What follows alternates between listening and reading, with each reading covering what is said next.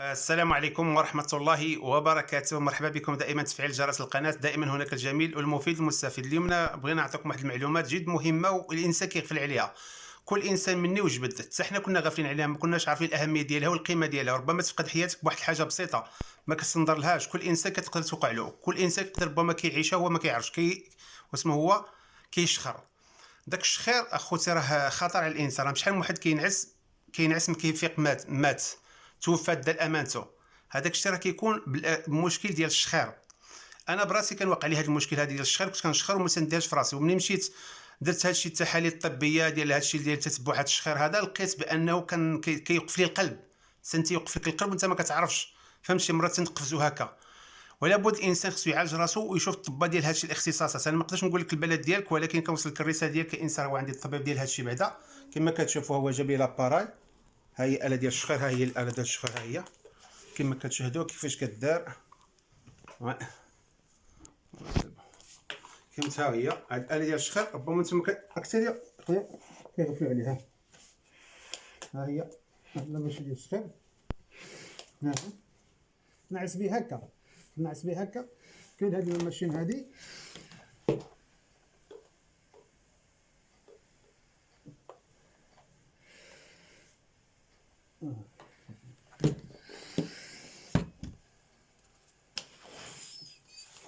كما يوري لكم. هذه الاله اللي كنعسوا بها، انا كنعس بها الحقيقه. وبغيت كل انسان اللي كيشخر يحاول يمشي عند الطبيب، يعني شي عند الطبيب يبحث راسو ما هو السبب ديال الشخير. يقدر عندك مشكل خصك بهذه الماشينه هذه. هذه الاله هذه كتعطيك النفس ديالك باش تروحك، لانك ملي كتنعس كيتقطع فينا واحد النفس. فهمت؟ سي سا مسيو. Il s'arrête quand on dort, quelqu'un qui ronfle. Qu'est-ce que se passe pour nous? C'est la respiration qui s'arrête. La respiration. Tu expliques un peu 2 minutes comme ça, qu'est-ce que se passe pour les gens? Un conseil, comme tu étais médecin de ça et spécialiste de ça. Bonjour.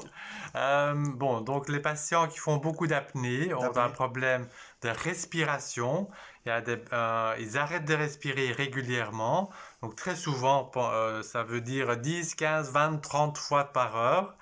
Et ce sont des arrêts respiratoires de minimum 10 secondes.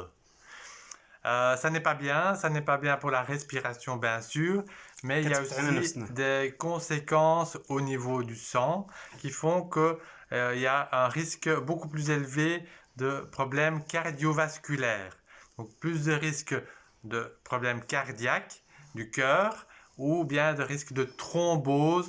Donc ça peut être des AVC au niveau du cerveau. Voilà.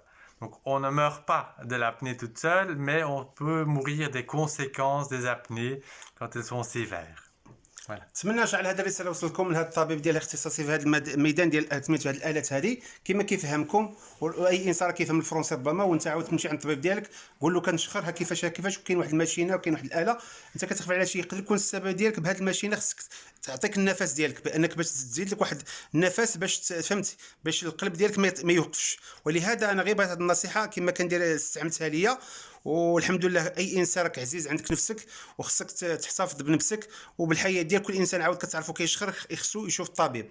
ولهذا هذا الفيديو ما يبقاش عندك، توصل واحد هاد الرساله، هاد سميتو النصائح اللي هي من اجل الانقاذ، من اجل سميتو المعالجه، من اجل الصحه ديالك باش نقضوا الحياه ديالنا. فيما كنشاهدوا راه كاين لاباراي، ها هي الاله مات كنعسوا بها وكتعطيك النفس ديالك. ملي كيسقط لك القلب هكا كتعطيك الريسبيراسيون، النفس كيتقطع لك القلب كيوقف لك. هذا الشيء راه عند الطباء اللي كيعرفوا في هذا الشيء باش يفهمكم اكثر.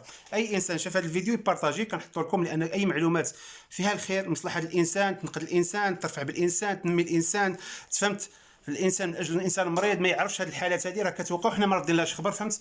وهذا الشيء خصنا نعتنيو بالصحه ديالنا ونراقبوا الحياه ديالنا، لان الانسان حتى انا براسي ما كنتش عارف هذا الشيء وكنت كنشخر فوقاش. وكان اكثر كتلقى الناس كيشخروا، ولكن خصهم يشوفوا الطبيب واش راه من السبب ديال التنفس. راه عندك واحد المشكل التنفس كيوقع لك، حاول تمشي للطبيب ديالك وتبحث على سميتو من اجل يعطيك واحد الاله. واش غادي يعطيك الاله ولا ما غاديش يعطيك؟ مهما كيدير لك ديك التحاليل كيشوف لك داك الشيء عنده كيدير الوقت. فهمت؟ ولكن الطبيب راه هو اعلم بهذه الدراسه ديالو وبهذا العلم ديالو. انا غير بغيت نوصل لكم هذه الاله. راه كاين اله ديال التنفس اللي كاين الناس كيشخروا باش ما يوقع لكمش كريس كاردياك، باش ما يسكتكمش القلب. راه بشحال الناس كينعسوا ما كيفيقوش. الاسباب كتكون من عدم التنفس، ما كاينش التنفس. كاين القلب وكاين داك هاد سميتو هاد المسائل اللي كتوقع الانسان ما كيعرفش. نتمنى على هذا الفيديو ما يبقاش عندك، لان وصلت لكم هذه الرساله من اعماق القلب كاخوكم فاعل جمع العسبوس. Tu peux dire quelque chose bon, t'as conseillé déjà bien, c'est de passer les paroles, les conseils pour les gens qui écoutent, qui nous suivent. Avec les vidéos là, qu'on peut le passer tout le monde, comme ça, on peut sauver les gens. C'est ça? Oui, c'est exact, oui. Mais c'est ça, Mais c'est il faut le être but. conscient, il faut être conscient de ses apnées, s'il y a des apnées ou pas. Souvent, on peut se rendre compte que quelqu'un fait des apnées, c'est quand il ronfle très très fort Le renfort très fort. et que parfois, Je vois des gens justement, qui le sont bruit minces, s'arrête. c'est pas les grosses qui ronflent. Même des gens minces, moi je dormi avec des gens qui sont minces, ils ronflent. Tu peux pas dormir avec eux. Oui. Ça aussi, c'est pas quelqu'un on dit quelqu'un qui est grosse ou quoi. C'est pas les gens de ça. Mais Le poids est un facteur très important. ouais. Donc c'est vrai que les personnes obèses ont plus de risques de faire des apnées, mais ce n'est pas le seul facteur. Donc ça peut être anatomique, au niveau de la gorge, ça bloque, l'air ne passe plus et on a une apnée. Ouais. Donc Il peut souvent ce sont les partenaires qui se rendent plus compte que le patient fait des apnées.